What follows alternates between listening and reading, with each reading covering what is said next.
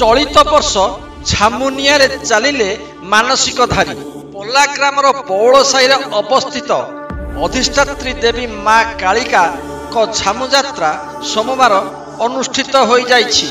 मानसिकधारी माने 21 फुट लंबा और 1 फुट ओसार निया खଳାରେ चली माँ बरुणेई ठारू आज्ञामाल पाई मानसिकधारी माने निकटस्थ पोखरी रे स्नान करी शुद्धपूत भाव नूतन वस्त्र परिधान करी माँ को आशीर्वाद नहीं नियारे चली माँ को आज्ञामाल विजय समय पर वाद्ययंत्र ताले ताले विशाल शोभा यात्रा भक्तंकर जय जय गान उभा होइतिबा माँ कालेसी ग्राम्य भ्रमण करथिले।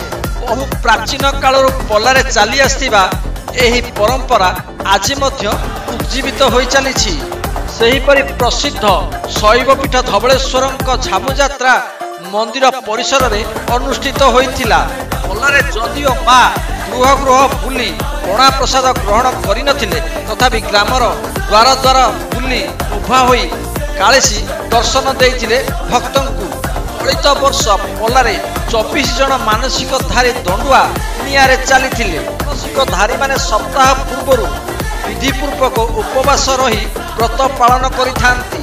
3 दिन धरी दंडुआ माने हक दे ग्रामर मंगल कामना करी मानसिकधारी माने ग्रामर लोकेश्वर देवंक आशीर्वाद ग्रहण करथिले।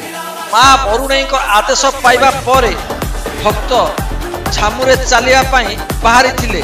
पल्ला बौल साहिरे झामु यात्रा दर्शन पाई बहु भक्त समागम होइथिले। एथिरे मंदिर और ग्राम्य कमिटी सदस्य माने झामु यात्रा को परिचालना करथिले। सेहीपरि ओरांग एवं दलईपुट ग्राम रे झामु यात्रा अनुष्ठित हो जाइछि। माँ को आशीर्वाद और करुणारु सकल मानसिकधारी पूर्ण होइथाय बोली मानसिकधारी माने कहिथांती। सेहीपरि पल्ला बौल स्थायी स्थापित प्रभु महावीरंकर जयंती महासमारोह रे पालित हो जाइछि। अनेक भक्त प्रभुंक निकटरे भोग प्रदान सहित आशीर्वाद भिक्षा करथिले। संपूर्ण हनुमान बाटिका को गेरुआ रंगर पताकार सज्जित करा जिबा सहित एहार चतुर्दिगरे पुष्परे सज्जित करा जाइथिला।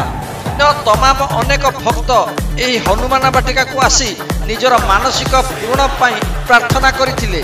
पल्लारे प्रथम थर पाई हनुमान जयंती हनुमान नूतन बाटिका पालन हेउथिबारु संध्यारे सामूहिक प्रसाद सेवन व्यवस्था करा जाइथिला। पल्लारु आंदोलन ओडिशा ब्यूरो रिपोर्ट।